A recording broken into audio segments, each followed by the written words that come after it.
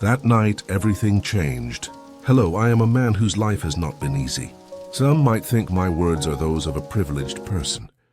After all, I graduated from a good university and work for a large corporation. So to outsiders, I look like I'm living a perfectly successful life. While it is true that my career trajectory has been stable, my internal situation was deeply troubled. My home life and the problems with the people in it never gave me a moment's peace. I'm going to tell you the long story of my life. My parents were both university professors. My mother retired from her professorship a bit early, but both of them had enormous pride in their academic backgrounds and social status. A university professor in their time was quite something. The problem was that they demanded their children enhance their social image even further. Because of my parents, my younger sister Sophie, my younger brother Michael and I felt like our house was a terrifying prison. If our grades didn't meet their expectations, we would face unconditional beatings or physical punishment in the name of discipline. My parents also forbade us from associating with anyone who didn't come from a good family like ours, or who wasn't in the top 5 of the entire school. Consequently, I had no close friends in my school days before university. Even the model students didn't want to get close to me, calling me a boring mama's boy or papa's boy. Who likes to be an outcast? I resisted my parents fiercely, but they would only say, "What's the point of meeting friends? Do friends feed you? Use the time you waste giggling with worthless kids to memorize one more English word. This is all for your own good. If you don't go to a good university and get a good job, your life is a failure. You should be thankful to us." It was unbearable. Sadly, my siblings, who weren't as strong academically as I was, were often subjected to emotional and even personal abuse. I tried my best to protect them, but my youngest brother, Michael, hit a severe rebellious phase during his school years. My parents simply called him a worthless delinquent. So I, who was already at a prestigious university, and Sophie, who was still in high school, searched every back alley, tracking down my brother's friends, trying desperately to help Michael get his life back on track. That memory is still vivid. Sophie eventually chose a local national university, giving up a chance to attend a well-known university in Seoul, just to escape our parents' control. My parents were furious. A local national university? I told you at least sky or nothing. If you're going to embarrass us by going to a place like that, just drop out. They opposed her choice until the very end and refused to pay her tuition. But Sophie was determined. I ended up paying her first tuition installment with the money I had painstakingly saved through private tutoring, substituting for my parents. Meanwhile, Michael barely got his mind together, but gave up on university altogether and entered the culinary industry. My parents nearly fainted when Michael announced he wouldn't go to university, but Michael, whose heart had already turned away from them, didn't care. Michael didn't ask my parents for the apartment deposit. Instead, he packed his bags, moved in with a high school friend, saved money, and eventually rented his own place. Are you eating well? Use this money so you don't skip meals, and buy your friend who let you stay a dinner sometime. If anything happens, call your older brother. I was so worried about Michael that I often checked in with him and gave him money from my tutoring earnings to help with his living expenses. Because of this, even though my siblings hated our parents, they would sometimes come home just to see me. As I helped them, it became difficult for me to save enough money to move out myself. Moreover, even when I offered to take out student loans, my parents insisted on paying my tuition. Why would we make our eldest son, who went to a prestigious university, take out loans just because the others are failures? We are university professors. Do you want people to call us incompetent parents? Just take it. And why are you constantly doing that private tutoring part-time job we told you to stop? Just focus on your studies. Prepare for law school or graduate school ahead of time. Since they paid for my education, I felt guilty about moving out against their strong opposition. So unlike my siblings, I resigned myself to living with my parents. After graduating, I joined one of South Korea's top-tier corporations. However, my parents were actually disappointed. Since I entered university, they had expected me to pursue a prestigious path, like getting a PhD and becoming a famous professor, or entering law school to become a lawyer. But I had no further interest in studying, and not wanting to be constantly dragged along by my parents' influence, I chose to get a job. Yet my parents kept urging me to go to law school, never giving up, even though I had landed a job that anyone else would be proud of. Fine. If you don't want to be a professor, at least go into the legal field. It's great that the law school system started, so you don't need a law degree to become a lawyer. Of course, traditionally you needed a law degree to take the bar exam, but still, this is a good route. Didn't you get into such a good university and succeed in life because you listened to us? Do you think working for a major corporation will allow you to live comfortably forever like before? You need to be a professional at the minimum for us to be able to say, at least we raised one child well. They claimed it was for me, but in reality, they just wanted to mold a child who fit their ideals. When I refused to back down, they showed their displeasure, calling me an unfilial son who defied his parents. Watching them, a feeling of deep resentment grew inside me. I acknowledged that I owed some of my success to them, but the way they treated me, not as a human being but as a doll existing solely for their satisfaction, made me feel nauseous. In my late 20s, I finally moved out. I felt that if I stayed any longer, I would come to despise my parents. I had reached my limit, trying to endure my parents' constant accusations. They called me ungrateful and defiant for refusing to quit my stable job to prepare for the law school exam they kept pushing. Move out? Oh, so you're going to live like your siblings now? My parents, who wanted to keep me close, angrily called me an unfilial son whom they would never see again. But I ignored them and left. Once I was alone, I felt truly alive. Sophie, who had found a job in the provinces after university, and Michael, who was successfully managing his life, congratulated me, asking, "Why didn't you move out sooner?" Then, when I turned 30, I met a very precious person. I got a girlfriend, Mia. She was 2 years younger than me and managed a cafe. She was a warm, sometimes mature person. I was so grateful that she didn't mock my difficult family background as the complaints of a spoiled child, but genuinely sympathized. Sometimes it's so hard because I feel like I'm a terrible person for hating my parents after accepting all their support. That's only because you're a kind person. Ethan, if I had to live with that much control and coercion, I might have gone crazy. And you even gave them almost all the money you had saved up, because you didn't want to feel indebted anymore. A child is not the property of their parent. You did enough, Ethan. Mia warmly embraced me whenever I agonized over the guilt of being a son. After 2 years of dating, Mia and I decided to get married, and I went to greet her mother, a single parent. However, on the day Mia first came to meet my parents, they severely insulted her. A trashy university we've never heard of? And her mother sells salted seafood at the market. There's a limit to how much you can belittle our family. How dare a girl like you set your sights on our son? Mother, why are you doing this? When I told you I was bringing my girlfriend, you both said it was fine. We knew you were becoming stubborn like your siblings, so we agreed. Why? To make her clearly understand her place. That way, even if you don't listen to us, she will give up on you first. It was my mistake to trust my parents' word that they just wanted to meet her. My parents left a huge wound in Mia's heart that day. I cried and begged Mia for forgiveness. After that, Mia told me, "Let's try our best until we can't anymore." But before we could try, my parents went to Mia's cafe and caused a scene again.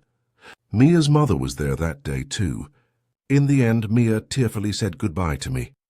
"Ethan, I still love you too much, but I can't do anything that drives a nail into the heart of my mom, who raised me through so much hardship." She cried so much after seeing them that day. I pleaded with her, saying I was sorry, but I couldn't muster the courage to stop her. The words, "I'll never see my parents again," were stuck in my throat.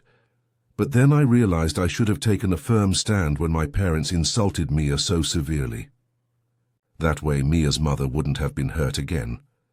I decided that trying to hold on to Mia was a cowardly and selfish desire for someone as worthless as me. I tearfully apologized to Mia and her mother and had no choice but to break up with her. I'm going to cut off ties with you two now. What? Are you going to sever the heavenly bond because of that girl? We did all this for you. No, you never did anything for me, not even for a moment. You only did it for your own pride. I can no longer tolerate people who casually hurt others and try to control their children's lives for their own greed. After breaking up with Mia, I cut off all ties with my parents, consumed by resentment. My siblings, hearing what happened to me, also stopped visiting my parents' house from that day forward. My parents kept calling me, and even came to my apartment, but I moved and changed my number completely. Then they came to my office. Even then, instead of apologizing, they yelled at me, cursing, "You ungrateful wretch! We raised you so well and now you won't see your parents? Do you think you can escape our grasp?" I simply called the police. I knew they were people I couldn't reason with. After that, they cursed me one last time and stopped obsessing over me. Afterwards, tormented by my guilt, I didn't dare try to win Mia back, and spent a long agonizing time alone. It seemed the breakup hurt Mia deeply too, as she even closed her cafe. I spent 4 years trying to forget Mia. Slowly, time began to heal the wound. Then one day, while attending a tennis academy, I met a new connection. I found exercise to be the best way to forget my worries, so I took up various sports. At the time, I was trying to properly learn tennis, so I enrolled in an academy rather than a casual club. Jessica was 3 years my junior and attended the same academy. We started talking and playing doubles with other students, and slowly grew closer. One day, Jessica asked me out on a date. She said she'd had a crush on me since she first saw me. Just in case, I want you to know, I'm not a weird person. Oh, you don't know my job, do you? I'm a middle school teacher. I teach children, so I'm not doing this to sell you insurance or anything. I'm usually very shy, so this is an act of tremendous courage for me to ask you out. Please don't refuse me just this once for the sake of my dignity. Her shy smile was quite endearing. I think she was the first woman who looked attractive to me since the breakup with Mia. That first date led to a 2-year relationship with Jessica. My new girlfriend was a very kind and cheerful person. Early in our relationship, I told her the truth about my family situation. I thought it was important, because if she or her parents valued a harmonious family, my situation might not be acceptable to them. I figured it would be too late if I waited until our feelings deepened further. Fortunately, Jessica sympathized with my painful story, shedding tears. "You must have had such a hard time, Ethan. Why would that be embarrassing? You didn't choose to be born into that family." I was grateful that she listened to my story without prejudice and comforted me. After dating for a year, Jessica proposed to me. I accepted, and we went to greet my prospective in-laws. My future father-in-law and mother-in-law already knew about my situation from Jessica. They didn't ask much about my family history. Instead, they showed interest in my hobbies and favorite movies.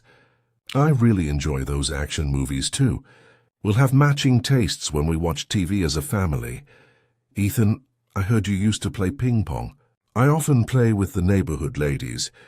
You should join us sometime. The atmosphere at Jessica's home was incredibly warm and comforting. Her younger sister was also bright and sweet. Jessica's family was the ideal family I had dreamed of my whole life, which solidified my decision to marry her.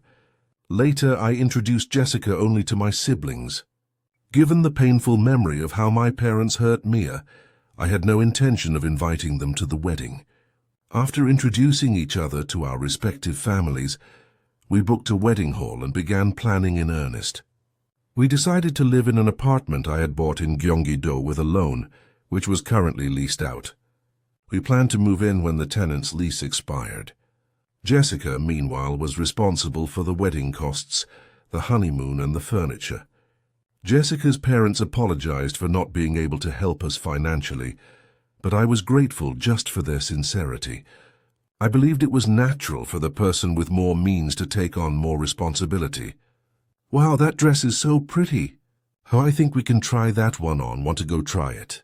No. I want to save the thrill for the dress-fitting appointment when I choose my own dress. I want to keep the excitement until that day. We visited a wedding expo to gather information and look at the dresses on display. Jessica wasn't materialistic, but she wanted to spend a lot on the dress and the wedding rings. It's a once-in-a-lifetime thing, right? The dress photos will last forever, and the wedding ring is something I'll wear my whole life, so I don't want to worry about money for those. Is that okay, Ethan? I found my girlfriend cute as she acted unlike her usual self, expressing greed and excitement. It's a woman's romance, after all. Since I could afford it, I wanted to fulfill all her wishes. As we planned the wedding, we went to the dress shop Jessica had chosen to select a few gowns for the wedding photo shoot. Even if the actual wedding dress was chosen later, the photo shoot dresses needed to be chosen early to match the schedule. What should I do, Ethan? This is the first time I'm trying on a dress in my life. I'm so excited. I've been starving myself for 2 days. I feel like I'm finally getting married, like everyone else. I finally feel real about it. Oh, come on. Let's finish up quickly and go eat. You don't need to lose weight. You look beautiful to me anyway. Don't do that again. Jessica couldn't hide her sheer excitement about trying on a dress for the first time. As we entered the dress shop, a young female employee, Sarah, greeted us at the front desk. She stayed with us throughout Jessica's many dress fittings, assisting us. Ethan, how about this one? Isn't this much better than the last one? I think the previous one was prettier. Really? Excuse me, which one looks prettier to you, sister? Jessica sometimes asked the employee, who looked younger than us, for her opinion, calling her sister. Sarah was kind to us from beginning to end. However, there was something strange about her expression whenever she looked at Jessica. I tried to dismiss it as my imagination, or just her normal expression, but it kept bothering me. We chose a few dresses and were about to leave when Jessica said she needed to use the restroom. After she left, Sarah looked around cautiously. Then she lowered her voice and spoke to me, and her words were utterly unbelievable. Excuse me, groom, do you know that your fiancée is not a first-time bride? Excuse me? My girlfriend. What kind of nonsense are you talking about? You must have mistaken her for someone else. I was more than just dumbfounded. I was offended by the unexpected accusation. I wondered how she could say such a thing about my girlfriend, whom she had just met. I frowned, but Sarah lowered her voice even further and said, No, I haven't. When I first saw her face, I had a suspicion, but when I saw the bride's name, Jessica written here, I was certain. I used to work at another dress shop about 4 years ago. I remember her face clearly.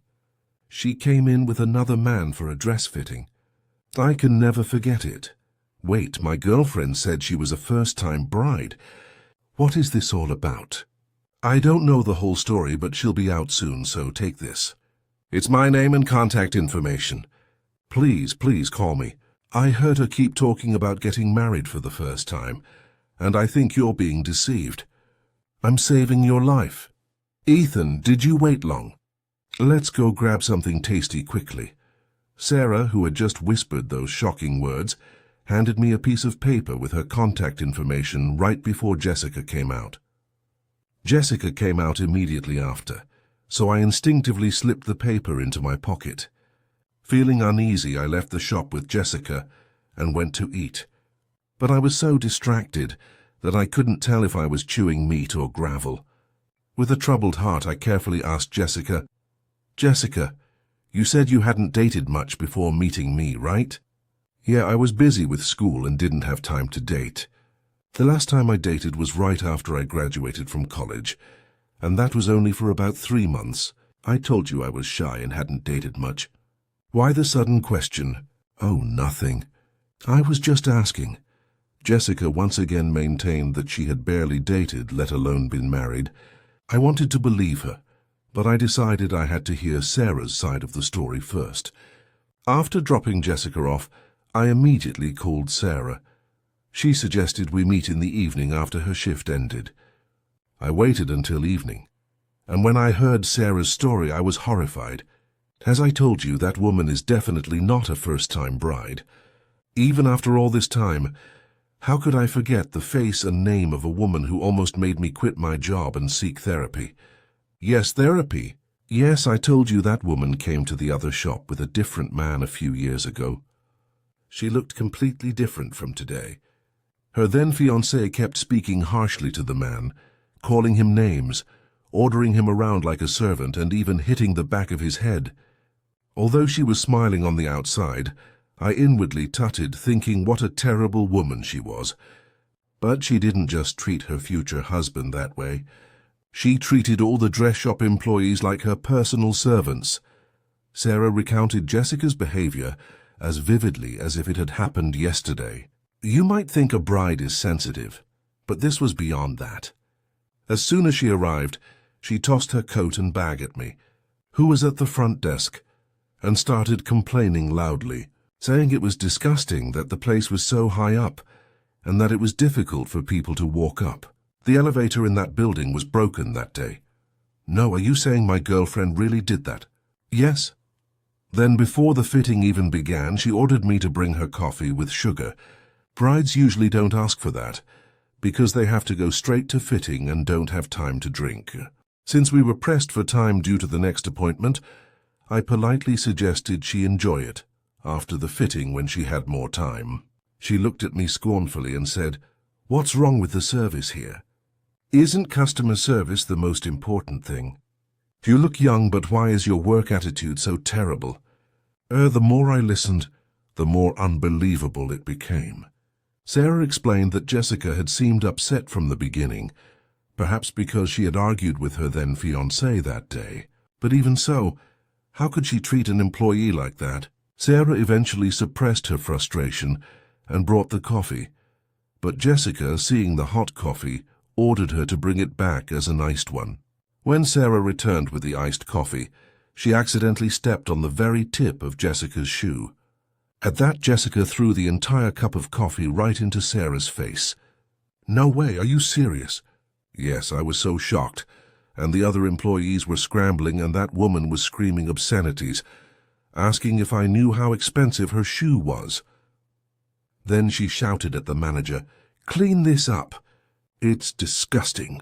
I ended up leaving the room crying. Later, the other employees told me she kept causing a ruckus during the fitting, yelling things like, "How can you only do hair like this? Why are the dresses so cheap? Can't you hold the mirror straight?" Her fiancé kept apologizing, and everyone wondered why such a decent man would marry such a terrible woman. After her continued abuse, Jessica finally called Sarah back and forced her to bow and apologize. Sarah felt enormous humiliation and shame as she bowed her head to a customer's demand. But to make matters worse, Jessica pushed Sarah's head with her finger, saying, "You're uneducated, so you're stuck working here. At least try to please the customer, right? Do it properly."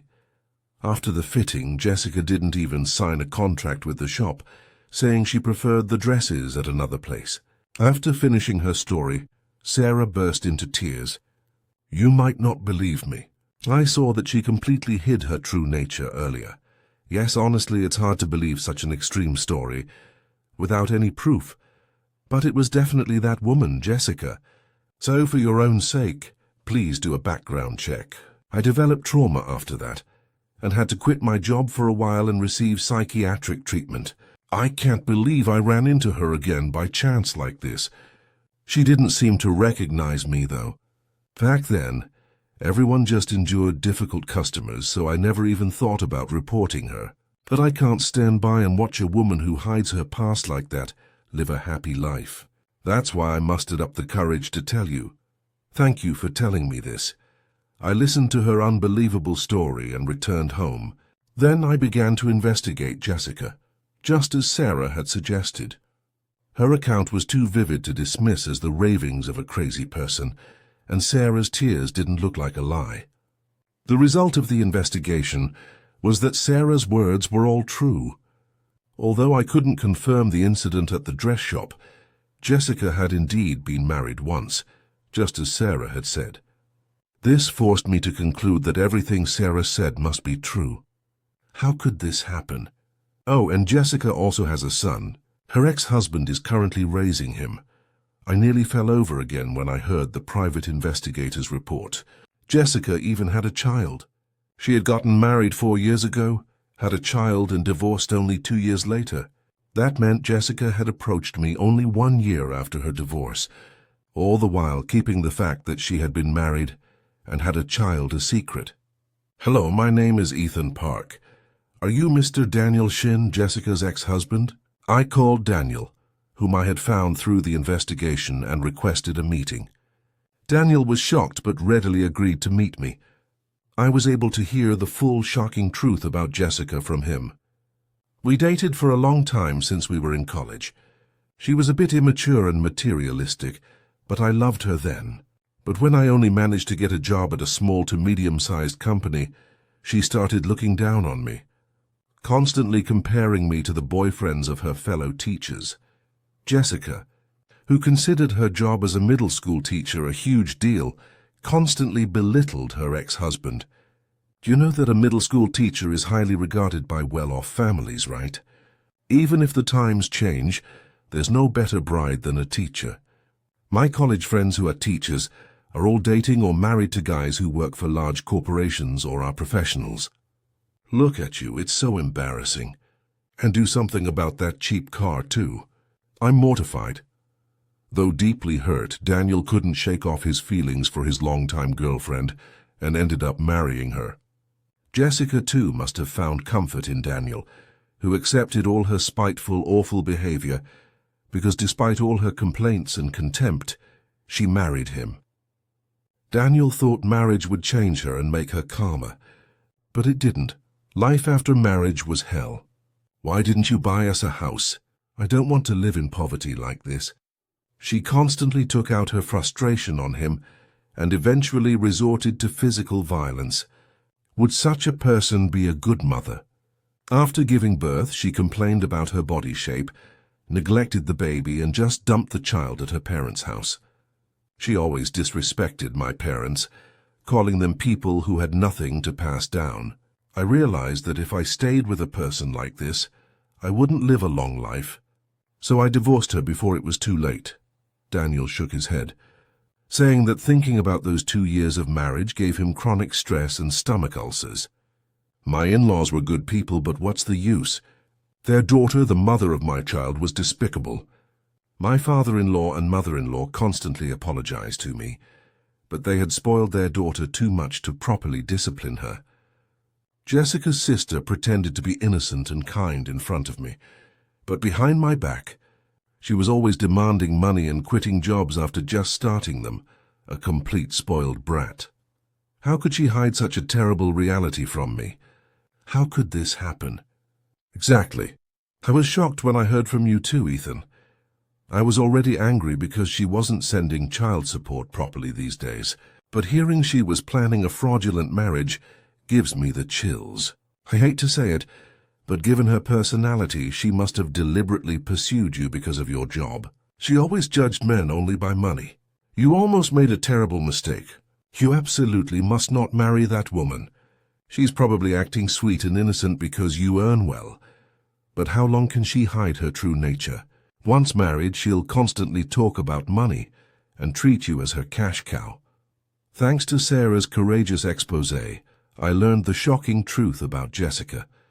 My girlfriend was a complete fabrication from start to finish. I felt an immense sense of betrayal. Consumed by a desire for revenge, I set up a meeting with Jessica a few days later. I reserved a fancy restaurant and took her there. Then I smiled and told Jessica, who was excited, "What day is today?" "It's a very meaningful day, so I wanted to celebrate our new beginning with good food." "Celebrate? Oh, wait, is it today? Is this the day you're proposing to me, Ethan?" I'm so excited. Jessica couldn't hide her excitement. It's common for young couples to start wedding preparations first, and then for the man to formally propose. Jessica had subtly hinted that she wanted a proposal with a luxury bag or expensive accessories. Honestly, I thought it was a bit extravagant, but at the time I thought she just wanted to enjoy her one and only wedding. Now, knowing the whole truth, I realized it was just pure greed. Jessica clearly thought I had prepared a formal proposal. I presented her with a jewelry box I had prepared in advance. What is it? Judging by the size of the box, is it a necklace? Or maybe a necklace and earring set? I'm so nervous. Can I open it? Go ahead, open it. You'll be surprised. Jessica opened the box with a pounding heart, but her expression immediately froze when she saw the contents. How did you get this, Ethan? Inside was a photo from Jessica's previous marriage that I had obtained from the investigation. I gave the utterly stunned woman the next shock with a cold expression. Can't you tell? It's your wedding photo. You got married once and even had a child, didn't you? That's why background checks are a must these days. I almost fell for your trick. Ethan, there were circumstances. I did get married, but my husband was a terrible person. So wait a minute. I have a friend coming today. I don't know what lie she was preparing to tell, but I cut her off. It would be faster to hear it from my friend. Daniel Shin is here. Daniel? Our baby's father is here. Jessica must have been trying to frantically come up with an excuse, but I cut her off. I figured it would just be a waste of time. Then I waved to a person who entered the restaurant at the perfect moment. Jessica's face turned white as soon as she saw him. Yes, that person was Daniel, Jessica's ex-husband, whom I had arranged to meet there. The two of us had planned a three-way confrontation to ensure Jessica couldn't say a word. Long time no see, Jessica. What are you doing here? I just said it. Ethan and I are friends. We're the same age and we have one thing in common. We're both victims of the same woman. So we became friends instantly. I mean you, Jessica. You were trying to commit marriage fraud with Ethan, weren't you? Seriously, you're unbelievable. Was money that important to you? Daniel approached the table with a triumphant expression and smiled at Jessica. Jessica was utterly speechless. I spoke coldly to her. Hey, Jessica, it's too late for any excuses. Why don't you keep lying in front of the actual victim?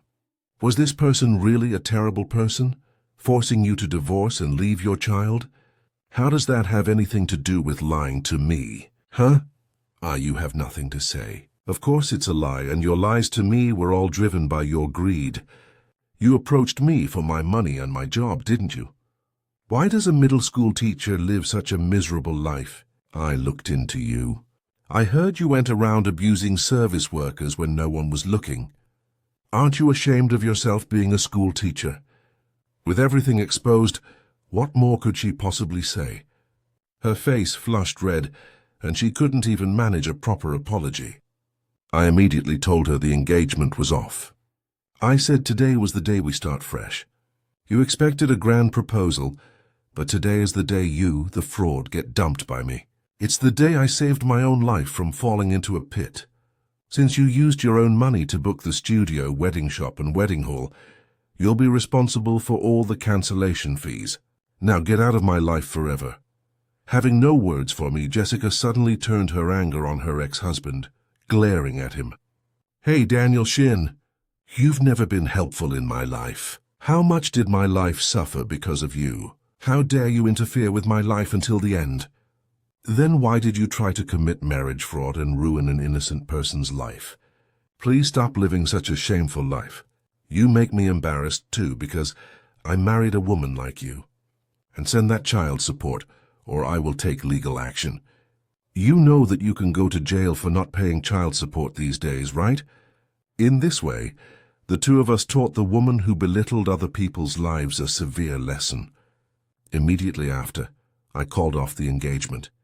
Not Jessica, but her supposed mother-in-law called me, begging me to forgive her just one time. I was astounded and coldly shot back. Ma'am, the reason Jessica became such a fraud is that you raised your child so poorly. How could you help your daughter try to get married while hiding her past instead of stopping her. You should be ashamed of yourselves. And I think Jessica told you to do this. Tell that woman clearly, I do not treat people who are not worthy of love as human beings. Tell her to come find me if she wants to become even more miserable. Meanwhile, I plan to file a formal complaint with the school for the sake of the children whose lives she could potentially ruin. But a few days later, when I met Sarah, the dress shop employee, to thank her, she told me she had already been one step ahead. I wanted to take revenge for the past, which I couldn't do before, so I did my own background check. I was shocked to find out that a woman like that was a teacher. So I anonymously reported her past abuse towards me and her attempt at marriage fraud to the school. I questioned how parents could trust a person like her to teach their children. She will likely be investigated by the Office of Education for damaging the teaching profession's dignity and will face disciplinary action. Naturally, her reputation at school is already ruined. Now I finally feel like a deep-seated grudge has been resolved. I thank Sarah for saving my life. Thus, Jessica's actions led to her reputation being ruined at school, thanks to the employee she had deeply hurt, and her engagement to me was called off. It was a perfect example of the saying, if you make others cry, you will cry tears of blood yourself. I tried to thank Daniel, who helped me with the satisfying revenge, but he refused any reward, wishing me only future happiness. Jessica, now the disgraced party, was suspended from school. However, when the news spread among the parents, the situation escalated uncontrollably. In the end, Jessica voluntarily resigned. While voluntary resignation allows for re-employment at another school, I believe the possibility is low. Teaching is a profession that demands absolute morality and trust, and it's rare for a school to re-employ an educator with a record of disciplinary action and a flood of civil complaints due to such a messy private life. Thus, I experienced a second broken engagement. I even received psychiatric treatment due to the emotional toll, and I used those medical records as evidence to demand compensation for mental distress from Jessica. 2 years have passed since then, and now a miracle I never imagined 2 years ago has happened. I recently reunited with Mia, the ex-girlfriend with whom I had such a painful breakup. Our reunion was a tremendous coincidence. After the broken engagement, I moved into my apartment in Gyeonggi-do alone. A few months ago, I happened to visit a cafe near my neighborhood and ran into Mia. Oh, Ethan, how did you get here? I live in an apartment nearby. What about you? I moved near here with my mom about a year ago and opened a new cafe here. It turned out Mia was living in an apartment complex right near mine. I was so happy to see her, but I was afraid she would feel uncomfortable, so I didn't visit the cafe again. But Mia called me first. It seems like you changed your number. I worried about it, and finally got the courage to ask your friend for your number. We broke up, but I kept in touch with our mutual acquaintances. My heart started pounding when I heard she had even called my friend to get my contact information. We met again, awkwardly shared a drink, and talked about the past few years. Mia said she had a few short relationships after we broke up, but she couldn't open her heart to anyone, as much as she did to me. I told her everything, cutting off ties with my parents and nearly falling for a fraudulent marriage. But I also told her that the wounds were mostly healed now, and that I was living a normal life. In fact, we already knew a bit about each other's lives, as our mutual friends occasionally passed on news about us. Meeting Mia, whom I had loved so much, and talking after such a long time reignited our old feelings, and we started dating again. Mia confessed that she couldn't forget me, even though my parents had hurt her so badly back then. I promised her that I would never let my parents hurt her again. I also visited her mother's home and sincerely apologized for the past, having heard about our reunion. The misfortune of the broken engagement ironically became a turning point in my life, leading to the miracle of reuniting with Mia. However, my relationship with my parents remains severed. Recently, Sophie, my younger sister, contacted my parents after a long time because she had met a man she wanted to marry. She felt she should at least inform her parents.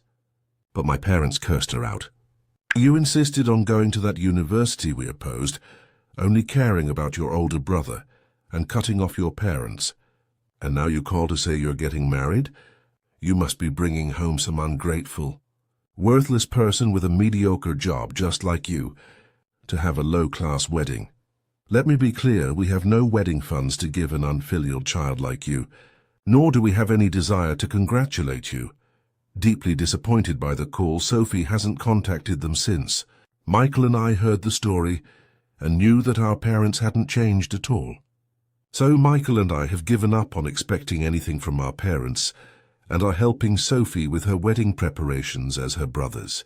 I don't know how long I'll have to keep cutting off ties with my parents, or if Mia and I will finally be able to marry someday. Life has taught me that nothing can be guaranteed, but what is certain is that I will dedicate my sincerity and best efforts to Mia, who chose to return to me despite all the pain she endured. I faced many difficulties in my relationships throughout my life. The relationship with my parents, the so-called heavenly bond, the painful breakup with Mia, and the experience of a broken engagement that nearly ruined my life because of a fraudulent woman. Going through all that time, I finally realized the desperate importance of the connections that remained with me. That's why I'm even more grateful for my siblings, with whom I still heavily rely on, and Mia, who chose to come back to me after a long, winding road. I learned how difficult it is to find and keep good connections. I believe you too have had difficult relationships that didn't go as planned. But if you've been through a lot of pain like me, you'll know this. A genuine connection, someone you can truly cherish and love, will eventually find its way to you. I sincerely hope that good connections join your life and that warmer, happier days follow. With that, I'll conclude my story here. Thank you for listening. Please leave your thoughts in the comments. Your subscription and likes are a big encouragement for video production.